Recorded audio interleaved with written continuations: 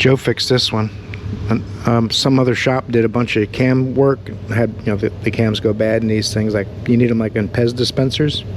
But they left all the brackets loose. They left one of the cam sensors loose, so it was setting cam timing codes because we had to tighten the sensor up. But I didn't even work on that one. That was Joe. How you doing? Oh, there's a motorcycle racing by. I don't know if you can hear it. It's going really fast. Let's spend a day in the shop today. What do you say? I'm Jimmy. We're making it work. I'm going to take you to work with me today. Right now, we're flipping on lights, getting this place open up. Looking forward to a little bit of racetrack coffee. Not quite as good as Dunkin' Donuts, but it works. Boom. Look at that. Looking forward to a productive day today. We're going to do what we can to fix cars, to learn things, have some fun. Try to keep the drama to a minimum today. It gets a little stressful sometimes. I don't want you guys getting stressed out. It's stressful enough watching the news, whether it's hurricanes or shootings or... What the world needs is more love and more tolerance. Rather than just wanting other people to be loving and tolerant, we all need to be loving and tolerant to make the world a better place. Be the person you want everyone else to be. Anyway, we're not here for that. That's just a little bit of friendly advice because I love you guys. You always tune in, watch my videos, subscribe, hype the videos for me, all that stuff to make algorithm happy, and I appreciate that. My metrics had gone way down last month, maybe because I took that week vacation a month and a half ago. It might have been a factor, but things are picking back up again, so I appreciate you guys being there for me and for the channel and for our community because we're all in this together. Let's get a workbench. It's still pretty clean, isn't it? I cleaned it yesterday when I did the oil change on that van and the brakes. Hopefully today will be a little busier. There was a few little things I did yesterday I didn't film. You guys don't want to watch me doing oil changes and tires and stuff like that, right? It's not exciting at all. But we will come up with some things today, I hope, and we will keep you on the edge of your seat. We're going to try to parade a beautiful girl by once in a while, and there are a few women that watch the channel, so we'll try to see if we can get like Thor or one of those guys to go by. Who's the guy my wife likes on Dancing with the Stars? Derek on Dancing with the Stars. She talks about that guy all the time. I'm like, have you sent him a love letter or something? We're not here for any of that stuff. Let's finish getting this place open up. Stop flapping the gums. We're gonna get in trouble. And see if we can do something productive today. Get some people back on the road. And keep the lights on. Stay tuned. This one's coming to get it. He said he has a warranty on a battery from AutoZone. I told him I just need to put a battery in to test further. He didn't want to hear it. He's just going to get a battery from AutoZone. So we're going to get it outside somehow. This one here is another Jeep, but this is just an oil change and tire rotation. It's not going to be exciting. So we'll knock it out real quick, see if we find anything it might need for work.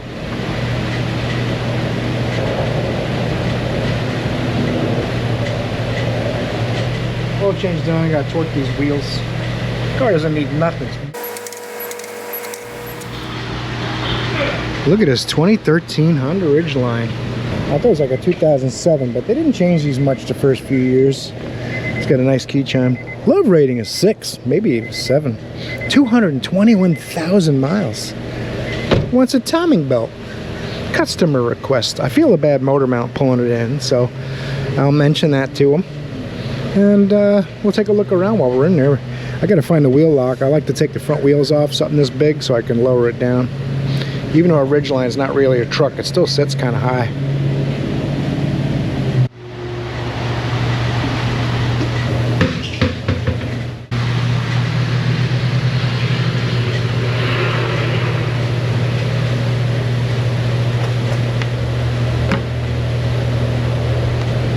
It's only 4 hours labor. It must be pretty easy, huh? Now, in the last Honda timing belt I did about a month ago, I take the whole upper mount out of my way just to make it easier to get at it in there, but I'm going to try without doing that because it says you don't have to take it out of the way, but we'll see. Take this bolt out here and leave the ground on the bracket.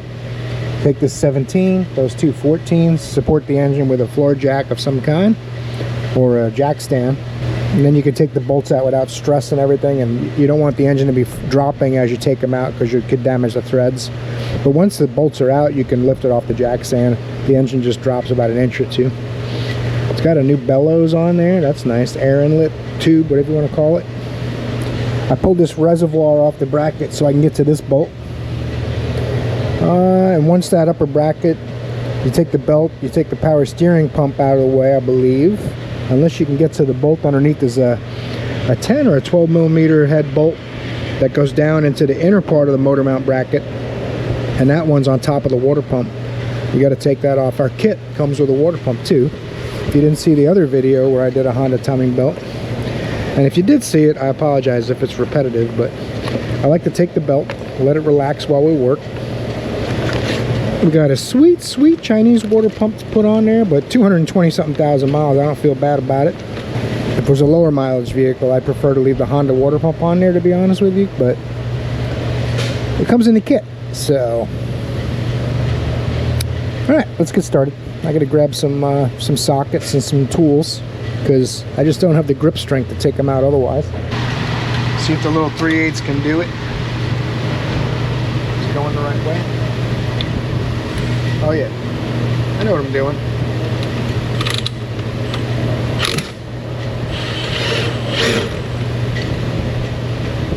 Told you this thing's a powerhouse. I've been bragging about it for a while now. You already know. It comes out just like that. And I got an extension and some 14s. Uh-oh.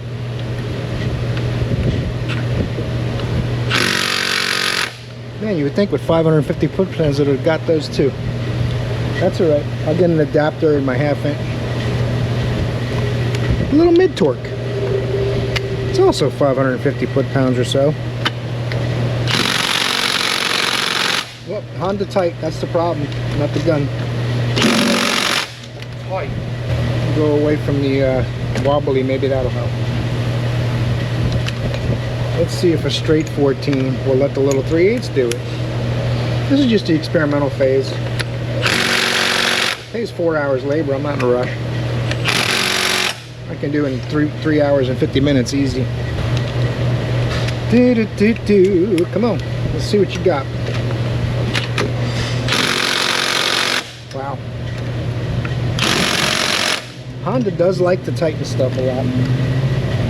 Those are 14 millimeter head bolts with about 10 millimeter threads. They're supposed to be 33 foot-pounds. That's what it says to torque them to in the specs. Every one of the bolts that size, even the idler pulleys, all that's all 33 foot-pounds, all this based on the threads of the bolt. But my impact gun won't take them loose, because Honda, they lie to you about the torque specs. They say 33 and they mean 333. And still, neither impact gun will do the 333 foot-pounds. You know what might work? Half-inch extension, half-inch socket.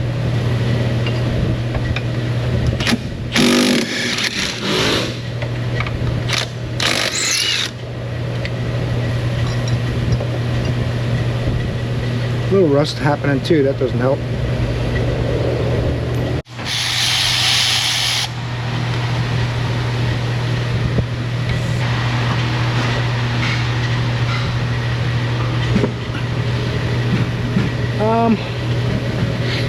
That's why I like to take the mount out of the way, because to get to these bolts is always a treat. There's a bolt right here. I don't know. We'll see. See if we can do it Honda's way, and maybe it'll save time, maybe it'll take more time, I don't know. You know what? I'm taking that mount out of the way because I don't know. I can't get to that bolt. It's just not, and none of my impacts are strong enough for these either. I hope I don't break this AC line off.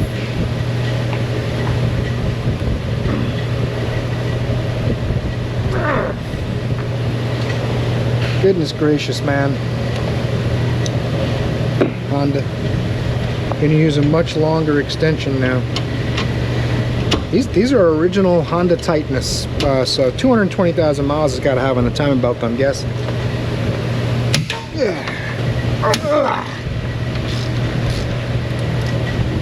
That is a little bit of ridiculous, Honda.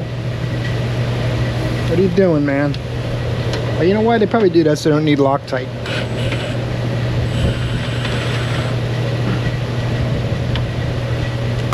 $33 foot-pounds, huh? Sure. It's a strong little Japanese guy is what it is, like Bruce Lee or something. Like Bruce Lee's Chinese, I believe. Anyway, I don't know. I'm gonna get in trouble here if I don't stop flapping my gums and get some work done. I got a magnet for that, don't worry.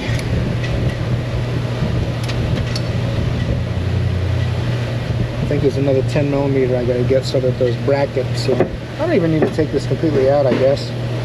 I just want to get a socket on that bolt down there for the inner mount. I think I can get to it right now, actually. Let's see.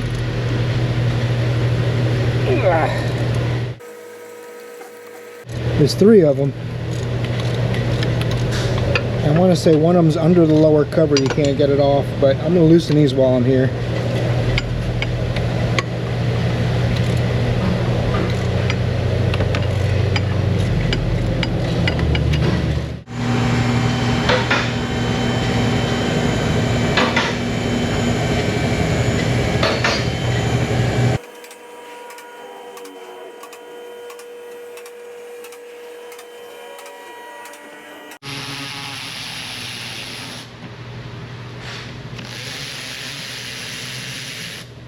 I'm not sure if I have to take these off yet, but I know this plastic's all too rigid, so I gotta figure out what's holding it.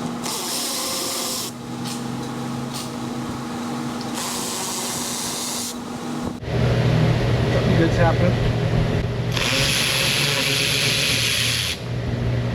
Just keep taking push pins and bolts out till you get it out of your way.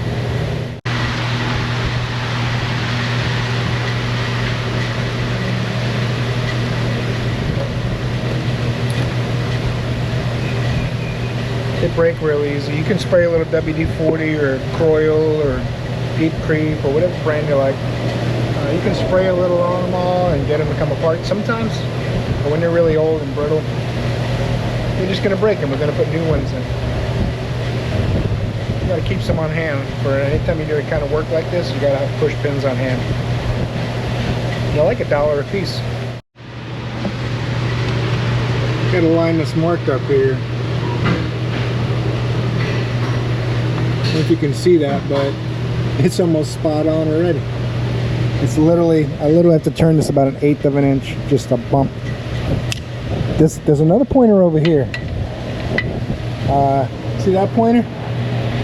Don't let it fool you. Just ignore that one. Pretend it's not even there, because that's not the one you want. It's this one in the back that matters. Why they have 2 pointers, I don't know. Something to do with assembly or valve lash or something.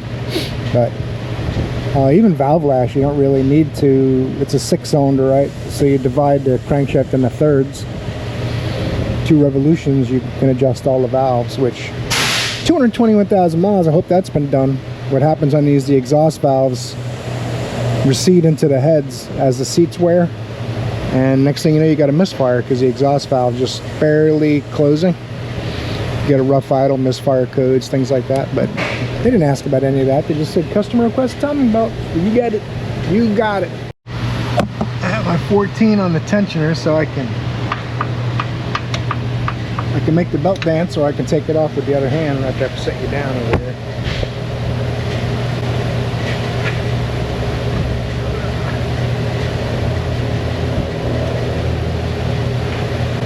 Taking a tensioner and the belt off is next. You can get your tool back. You can't go without your tool. Speaking of which, I saw the car care nut got a new snap-on toolbox. Woo. Man, that thing was, that toolbox, last I looked, it's like 70 or 80 grand without any tools. Oh my God. When you're doing well, you're successful, I mean, more power to them, God bless them, but that's a lot of money.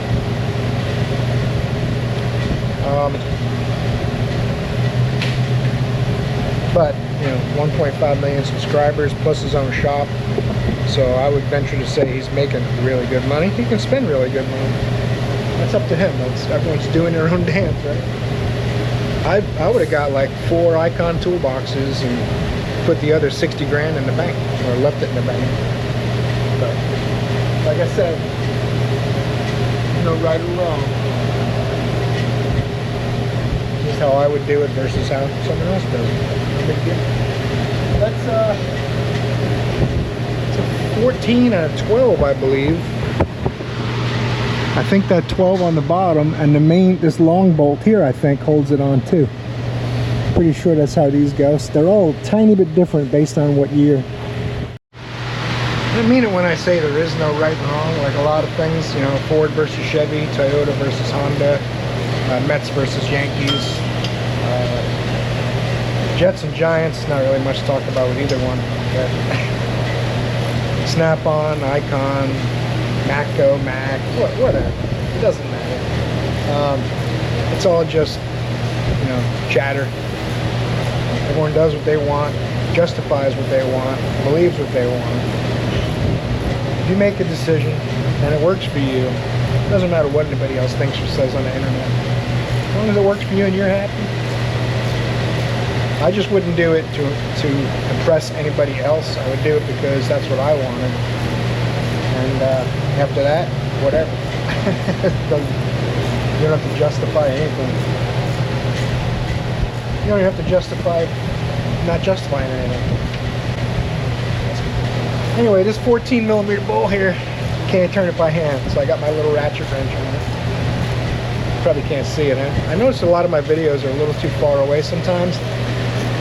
I'm trying to get better with that, but it's hard. And if I crop them in too far, then they're blurry. Someday I'll have a whole studio going on, it'll be perfect.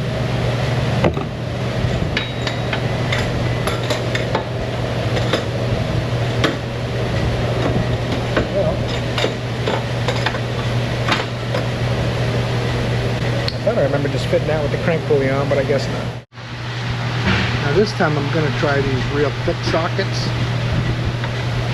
See if they work like that Ingersoll Rand version. I don't think I could do it with this on the last one. I had to get my big gun and use a special socket, but let's see if it matters with this socket. Need more mass. Be right back. Same battery, same socket, bigger gun.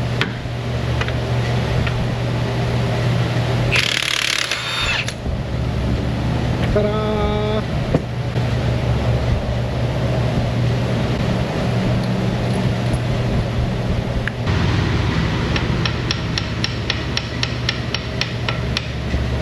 Sometimes they stick a little on there, but they do slide off.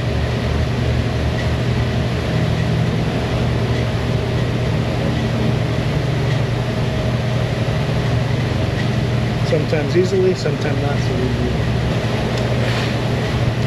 Listen, man.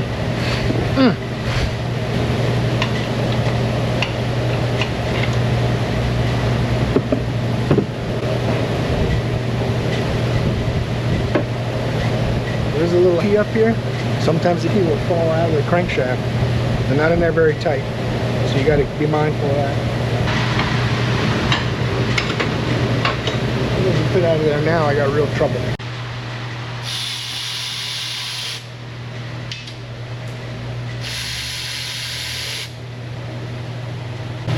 can get to about, I don't know, say there's 16 timing cover bolts, little shouldered bolts. You can get to like 12 or 14 of them from down here and the last couple from the top. I still got to mess with the power steering pump, I think, but we'll look at that after I get some of these bolts out.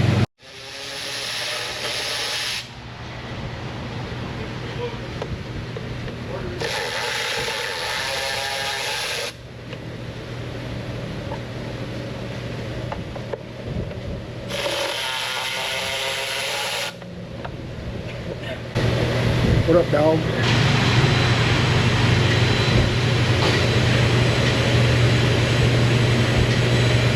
Thanks for doing it. I think he's vacuuming the lift. Never seen anybody vacuum a lift before. There's always a first for everything. I'm trying to get this bolt out from under here. And you're supposed to really remove the pump, I'm guessing, but I got it just about out. I used my little step-up Craftsman box wrench because it's got ribs on the plastic molding that keep you from getting a regular wrench on it. And he's still going. He's vacuuming the lift. That's a sight to behold. It is in a recessed cavity, I guess. It gets dirty in there. I loosened this mount. Didn't take it all the way out. I think I showed you that earlier. A couple of 10s in the back cover.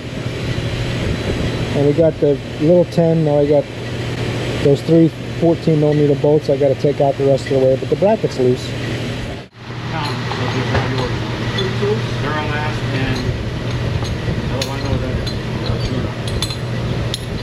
I would guess that's young Omar's. Think so? Yep. I like to paint the lines. Just makes it a little easier to see from my old eyes. You young guys, you could do it too if you want. You don't have to tell anybody or anything. This thing's about ready to go.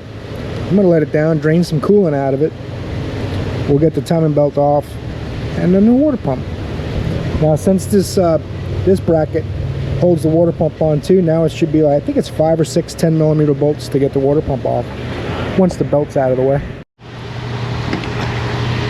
It's still making a mess, just less of a mess. There's P51s that go around here and everything. I try to catch them, but I'm always late to the party. That one's late too. I like planes, cars, anything mechanical. Tensioner, we should have a new one of those. Gotta get the idler on the right side and the tensioner arm on the other side. That's a quarter drive with a little quarter drive socket. I already broke it loose with a ratchet by hand. This one wasn't that tight. It was probably 25 foot-pounds. The one on the other side, that one was probably 238 foot-pounds, give or take. This little swing arm's not going to come with this bushing. So but I keep everything together until I see what my new parts came with. This one's going to be a different story. It might not even unscrew with this yet.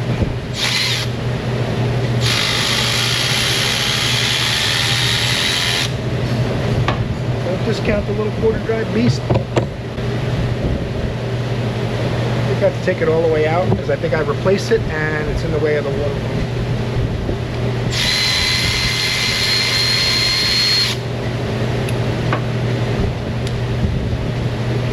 This does have a taper to the bolt because when you do just the timing belt, it's designed to let it slip off and then recenter the pulley as you tighten it up to do the belt. And that's what we're left with now. So I'm gonna get this belt out of here, and then 1, 2, 3, 4, I think 5 or 6 more. I think 6 more 10s, and that water pump will make the rest of the mess we want.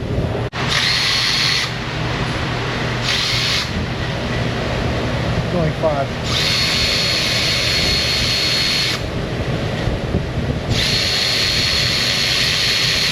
What's holding it now is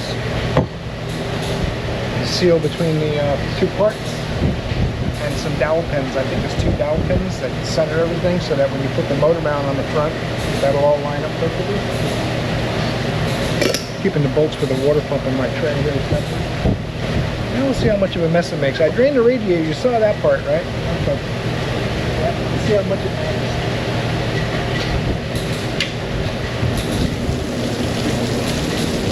Not a whole lot. Oh well.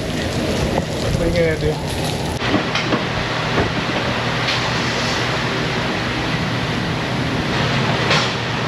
It's got these 2 little dowel pins. Center everything very nicely. Ow. Ow. Look at your finger caught between the housing and the pulley. That hurts. I cleaned it up a little bit, wiped it down a little bit. I brought you in for the grand finale.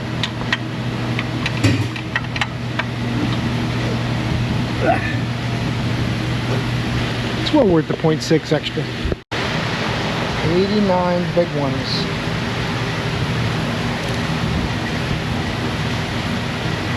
I'm probably over that already. Last one. Oh yeah, that's Honda torque.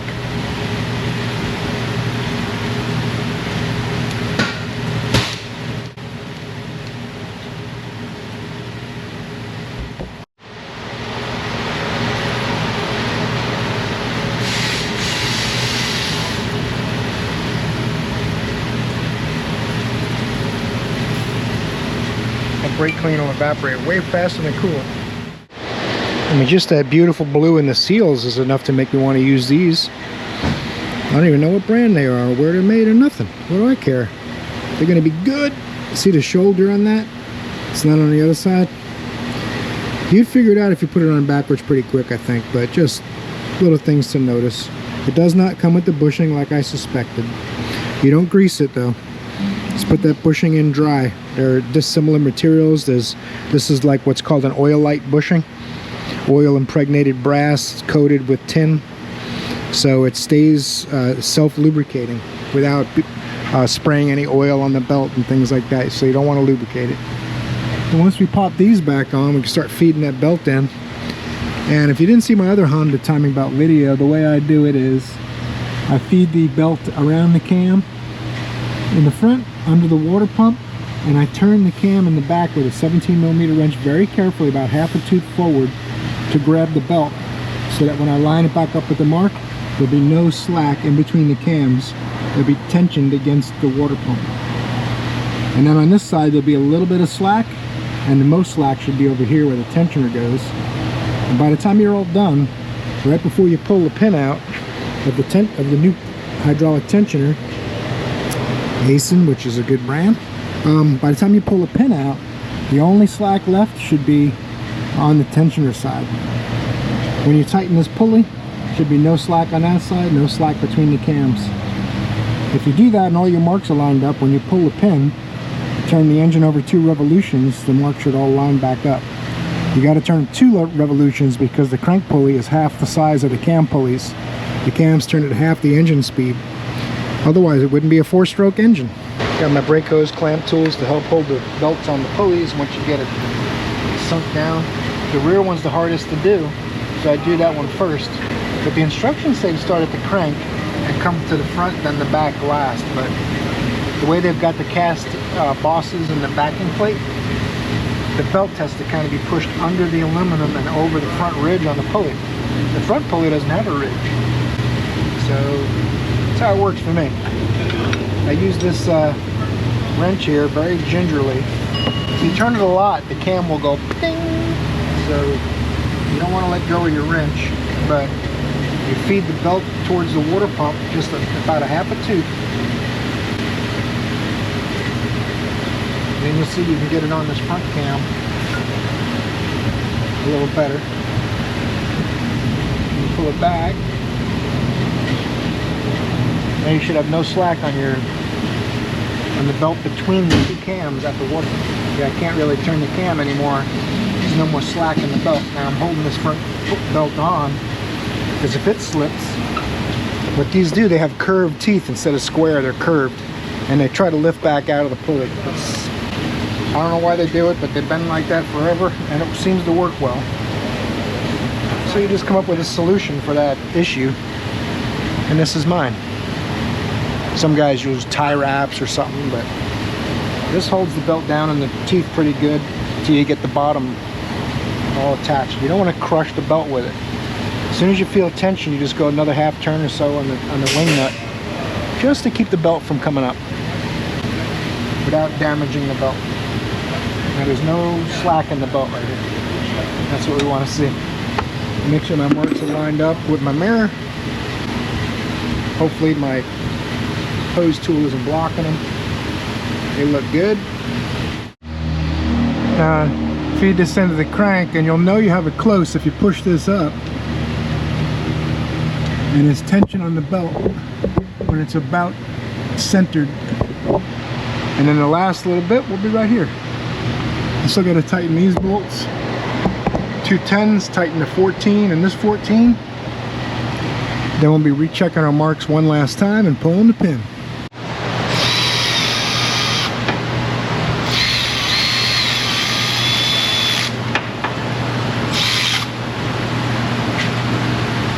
Those get torqued too.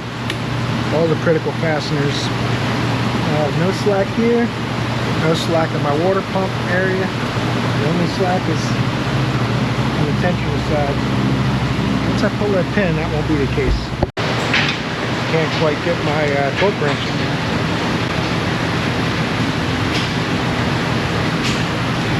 I'll try a little 3-inch extension, see if it'll fit. I could get a deep socket too, but that's what I'm gonna have to do. Okay. 33 foot labs. Even though coming out it was 233, I'm gonna just do 33.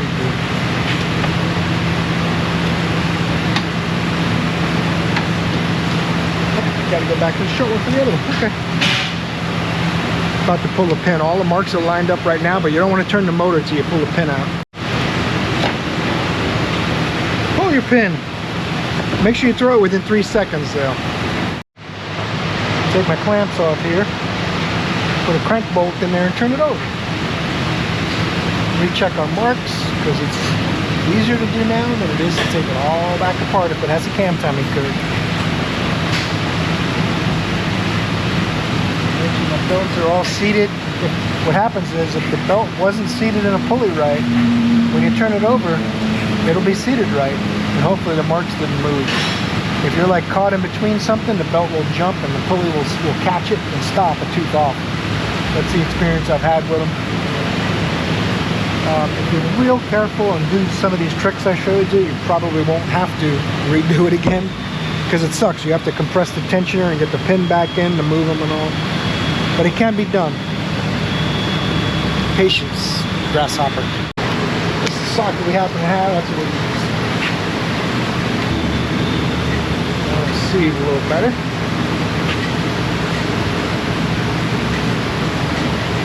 I'll put the ring on there just to not forget about it. And now it's blocking my paint mark. I'm going to put another paint mark on it.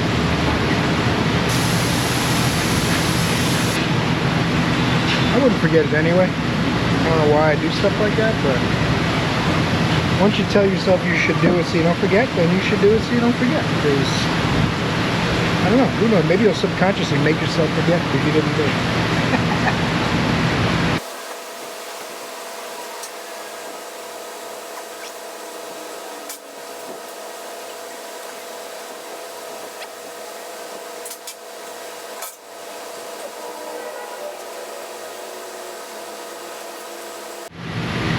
Those cams are lined up still. Them covers are going on.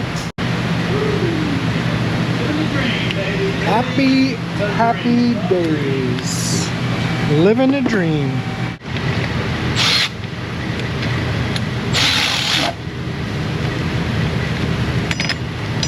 Of course, I got to tighten that with something more aggressive. You saw when they came off, they were like 1,100 foot-pounds, so I got to get close to that.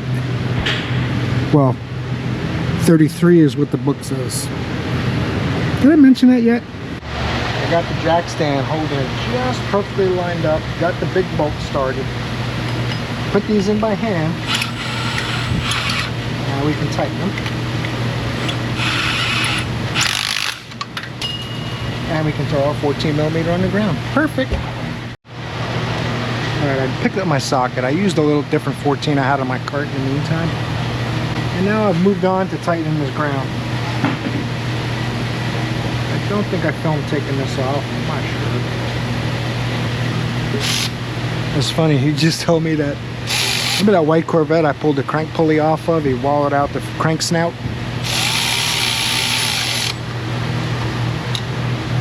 The guy stopped payment on the check. Said we didn't fix his car. He declined the repairs. I don't get people, man. They have no conscience, I guess. Anyway, moving on. Update on the Jeep. I put the battery in it, if you remember from yesterday. The locksmith came, did the key relearn. We went to go drive it, ran out of gas. So now we put gas in it too. So I had a bad battery, ran out of gas, lost the key memory. Not sure what's going on, but he's like, you need to road test it, make sure it runs good. I said, what if it doesn't? Then we have to do a diag, right? Because I think the whole ticket was like 1.3. We're way over that. Anywho, back to our regularly scheduled bitching program. Alright, covers are going back on. Knocked out a quick Audi oil change. Had a little bit of lunch. Time to carry on. Let's not get too ahead of ourselves here. We're going to put coolant in a minute. We got to put all the plastic fantastic stuff back together. And you got to have your aero on the high-speed roads in Central Florida. You got to have it. Can't be going down I-4 at 110 miles an hour without proper aero. Hey.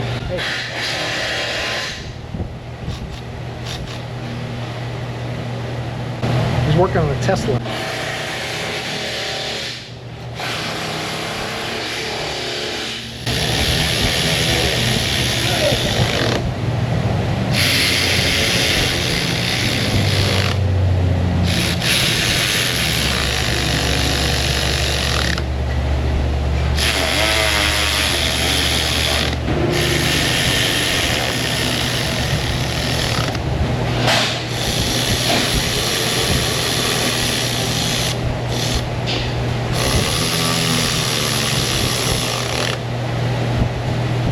Front tires and some coolant. Oh, turn it on first, silly. Got a little used to the clicker.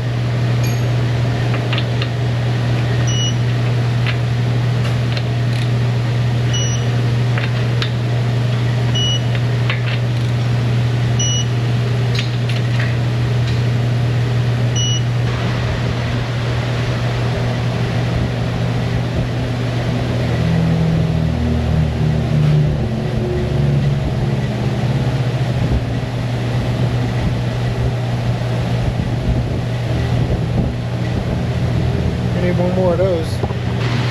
Well, since it took almost 2 gallons of coolant, I'm pretty confident we won't have an air pocket. Let's fire it up.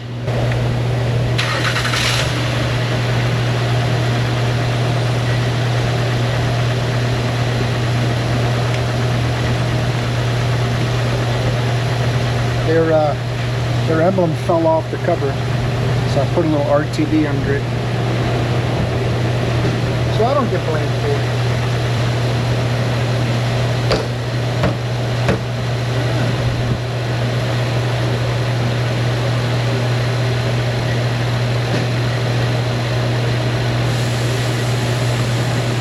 Plastic clip to turn 90 degrees. You let it warm up. Verify 100% there's no air pocket. A little road test. We'll see if there's something else to do. Joe's been on that Caravan engine all day, and Jason's been doing Tesla suspension work and tires. Those TPMS sensors in Teslas are 2.4 gigahertz, where most other cars are in the 300 to 400 range. I'm gonna have to agree. A Hummer is like nothing else you'll ever experience. This customer had this towed in. Said he heard a pop, and he has no power steering. I'm like, and it said up front, I think the power steering hose blew. It has like a pressure hose or something. I said, okay. So I look in here. I tried to drive it in the shop because, you know, I'm very optimistic that way. And then I see like a piece of the suspension and steering down there. If you look right here, I'll turn the steering shaft.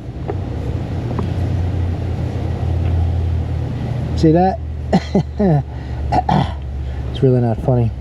The pinion arm broke, and a piece of the pinion arm stud is in the arm, and a piece of the pinion arm stud is in the center link.